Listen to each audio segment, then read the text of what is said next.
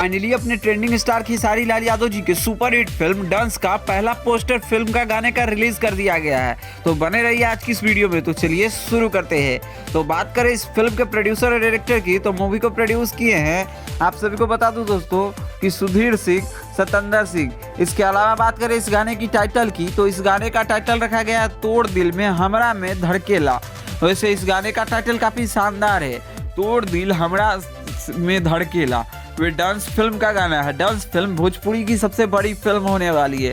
Well media report के माने तो ये भोजपुरी का पहला ऐसा फिल्म होगा जिसको वर्ल्ड वाइड पूरे ऑल लैंग्वेज में रिलीज किया जाएगा, यानी 2 से 3 लैंग्वेज में रिलीज किया जाएगा। वेल मीडिया रिपोर्ट के माने तो इस फिल्म के प्रोड्यूसर और डायरेक्टर ने इस फिल्म को लेकर काफ़ी ज़्यादा मेहनत किया है। इस मूवी के पूरा कॉपीराइट राइट ग्लोबल म्यूजिक के पास है। इस फिल्म में आप सभी को